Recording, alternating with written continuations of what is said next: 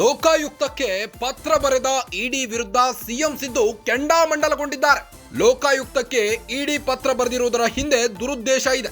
ನಾಳೆ ಹೈಕೋರ್ಟ್ನಲ್ಲಿ ನಮ್ಮ ಅರ್ಜಿ ವಿಚಾರಣೆಗೆ ಬರಲಿದೆ. ನಮ್ಮ ಅರ್ಜಿ ವಿಚಾರಣೆಗೆ ಬರುವ ಹಿಂದಿನ ದಿನ ಇಡಿ ಪತ್ರ ಬರೆದಿದೆ. ಕೋರ್ಟ್ ಮೇಲೆ ಪ್ರಭಾವ ಬೀರೋ ಉದ್ದೇಶದಿಂದ ಇಡಿ ಪತ್ರ ಬರೆದಿದೆ. ರಾಜಕೀಯ ದುರುದ್ದೇಶದಿಂದಲೇ ಇಡಿ ಅಧಿಕಾರಿಗಳು ಪತ್ರ ಬರೆದಿದ್ದಾರೆ. ಇಡಿ ಅಧಿಕಾರಿಗಳಿಗೆ ಲೋಕಾಯುಕ್ತಕ್ಕೆ ವರದಿ ನೀಡಲು ಅವಕಾಶವಿತ್ತು. ಅದನ್ನು ಬಿಟ್ಟು ಪತ್ರ ಬರೆದು ಮಾಧ್ಯಮಗಳಿಗೆ ಸೋರಿಕೆ ಮಾಡಿದ್ದಾರೆ. ಮುಡಾ ತನಿಖೆ ಮಾಡಲಿಕ್ಕೆ ಇಡಿ ಅಧಿಕಾರಿಗಳಿಗೆ ಅಧಿಕಾರ ಇಲ್ಲ. ರಾಜಕೀಯ ದುರುದ್ದೇಶದಿಂದಲೇ ಇಡಿ ಪತ್ರ ಬರೆದಿದೆ. ಇಡಿ ಪತ್ರದ ಹಿಂದಿನ ದುರುದ್ದೇಶ ಜನರಿಗೆ ಚೆನ್ನಾಗಿ ಅರ್ಥವಾಗುತ್ತದೆ. ಜಾರಿ ನಿರ್ದೇಶನಾಲಯದ ವಿರುದ್ಧ ಸಿಎಂ ಸಿದ್ದರಾಮಯ್ಯ ವಾಗ್ದಾಳಿ ನಡೆಸಿದ್ದಾರೆ. ಲೋಕಾಯುಕ್ತಕ್ಕೆ ಇಡಿ ಪತ್ರ ಬರೆದಿರುವುದರ ಹಿಂದೆ ದುರುದ್ದೇಶ ಇದೆ ಎಂದು ಕೆಂಡ ಕಾರಿದ್ದಾರೆ. ನಾಳೆ ಹೈಕೋರ್ಟ್ನಲ್ಲಿ ನಮ್ಮ ಅರ್ಜಿ ವಿಚಾರಣೆ ಬರಲಿದೆ. ನಮ್ಮ ಅರ್ಜಿ ವಿಚಾರಣೆಗೆ ಬರುವ ಹಿಂದಿನ ದಿನ ಇಡಿ ಪತ್ರ ಬರೆದಿದೆ. ಕೋರ್ಟ್ ಮೇಲೆ ಪ್ರಭಾವ ಬೀರೋ ಉದ್ದೇಶದಿಂದ ಇಡಿ ಪತ್ರ ಬರೆದಿದೆ ಎಂದು ಕೆಂಡ ಕಾರಿದ ಸಿಎಂ ಸಿದ್ದು. ರಾಜಕೀಯ ದುರುದ್ದೇಶದಿಂದಲೇ ಇಡಿ ಅಧಿಕಾರಿಗಳು ಲೋಕಾಯುಕ್ತಕ್ಕೆ ಪತ್ರ ಬರೆದಿದ್ದಾರೆ. ಇಡಿ ಅಧಿಕಾರಿಗಳಿಗೆ ಲೋಕಾಯುಕ್ತಕ್ಕೆ ವರದಿ ನೀಡಲು ಅವಕಾಶವಿತ್ತು. ಅದನ್ನು ಬಿಟ್ಟು ಪತ್ರ ಬರೆದು ಮಾಧ್ಯಮಗಳಿಗೆ ಸೋರಿಕೆ ಮಾಡಿದ್ದಾರೆ. ಮುಡಾ ತನಿಖೆ ಮಾಡಲಿಕ್ಕೆ ಇಡಿ ಅಧಿಕಾರಿಗಳಿಗೆ ಅಧಿಕಾರ ಇಲ್ಲ. ರಾಜಕೀಯ ದುರುದ್ದೇಶದಿಂದಲೇ ಇಡಿ ಪತ್ರ ಬರೆದಿದೆ. ಇಡಿ ಪತ್ರದ ಹಿಂದಿನ ದುರುದ್ದೇಶ ಜನರಿಗೆ ಚೆನ್ನಾಗಿ ಅರ್ಥವಾಗುತ್ತದೆ. ಜಾರಿ ನಿರ್ದೇಶನಾಲಯದ ವಿರುದ್ಧ ಸಿಎಂ ಸಿದ್ದು ವಾಗ್ದಾಳಿ ನಡೆಸಿದ್ದಾರೆ. ಮುಡಾ ತನಿಖೆ ಮಾಡಲಿಕ್ಕೆ ಇಡಿ ಅಧಿಕಾರಿಗಳಿಗೆ ಅಧಿಕಾರ ಇಲ್ಲ.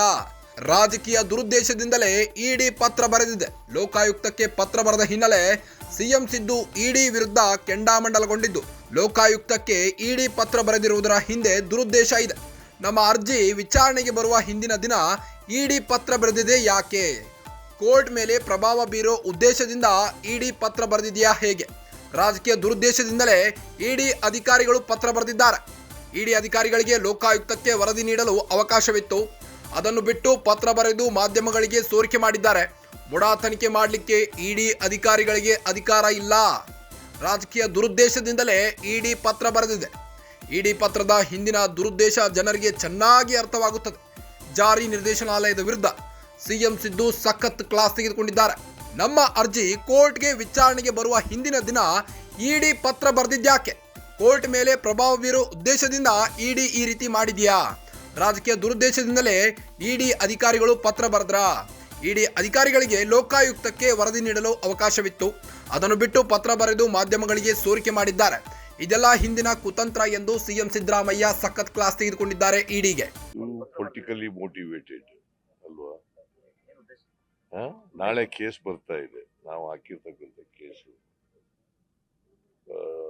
ಸಿಂಗಲ್ ಜಡ್ಜ್ ತೀರ್ಮಾನದ ಮೇಲೆ ನಾವೊಂದು ಅಪೀಲ್ ಆಗ್ತಾ ಇದ್ದೀವಿ, ರಿಟ್ ಅಪೀಲ್ ಆಗ್ತಾ ಇದ್ದೀವಿ. ಅದು ನಾಳೆ ಬರ್ತಾ ಇದೆ. ಹಿಂದಿನ ದಿನ ಮಾಡಿದ್ದಾರೆ ಅಂತಂದ್ರೆ ಏನರ್ಥ? ನಂಬರ್ 1, ಅವರು ಮಾಡಲಿಕ್ಕೆ ಯಾವುದೇ ಅಧಿಕಾರ ಇಲ್ಲ, ಕಾನೂನು ಪ್ರಕಾರ ಮಾಡಕ್ ಬರಲ್ಲ ಅಂಕೆ.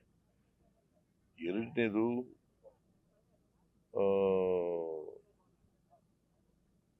ಕೋರ್ಟ್ ಮೇಲೆ ಇನ್ಫ್ಲೂಯೆನ್ಸ್ ಮಾಡಲಿಕ್ಕೆ ಮಾಡಿರ್ತಕ್ಕಂಥ ಇದು ದಿಸ್ ಇಸ್ ಟೋಟಲಿ. ಆಮೇಲೆ ಚಾರ್ಜ್ ಶೀಟ್ ಎಂಕ್ವೈರಿ ಮಾಡ್ತಾ ಇದ್ದಾರೆ ಲೋಕಾಯುಕ್ತ. ಎಂಕ್ವೈರಿ ಮಾಡಿ ಅವರು ರಿಪೋರ್ಟ್ ಕೊಡಬೇಕು. ಅವ್ರ ಮೇಲೆ ಇನ್ಫ್ಲೂಯೆನ್ಸ್ ಆಗಲಿ ಅಂತೇಳಿ ಮಾಡಿದ್ದಾರೆ. ದಿಸ್ ಈಸ್ ಪ್ರಿಜುಡಿಷಿಯಲ್ ಆಗಲಿ ಅಂತೇಳಿ ಮಾಡಿರ್ತಕ್ಕಂಥದ್ದು. ಇಟ್ ಈಸ್ ರಾಜಕೀಯ ಪ್ರೇರಿತ, ರಾಜಕೀಯ ದುರುದ್ದೇಶದಿಂದ ಮಾಡಿರ್ತಕ್ಕಂಥದ್ದು.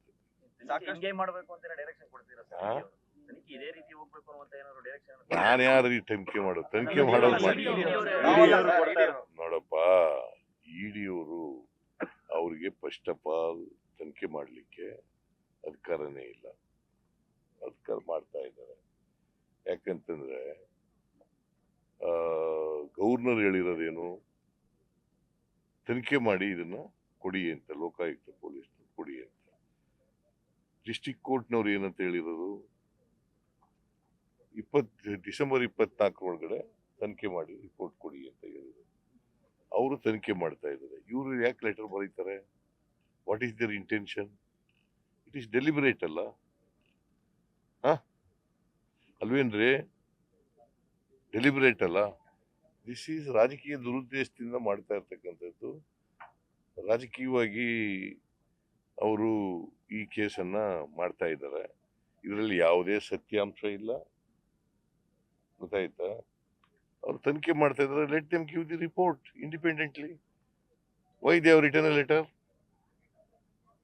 They may share the information, but it doesn't mean that they should write a letter and it should be made open. ನಿಮಗೆಲ್ಲ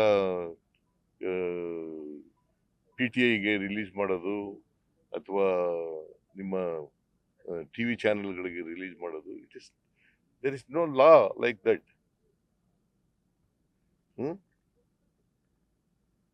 ಇನ್ಫಾರ್ಮೇಶನ್ ಶೇರ್ ಮಾಡಬೇಕು ಅನ್ನೋಗಿದ್ರೆ ಶೇರ್ ಮಾಡ್ಬೋದಾಗಿತ್ತು. ಉದ್ದೇಶ ರಾಜಕೀಯ, ಉದ್ದೇಶ ಟೋಟಲಿ 100% ರಾಜಕೀಯ.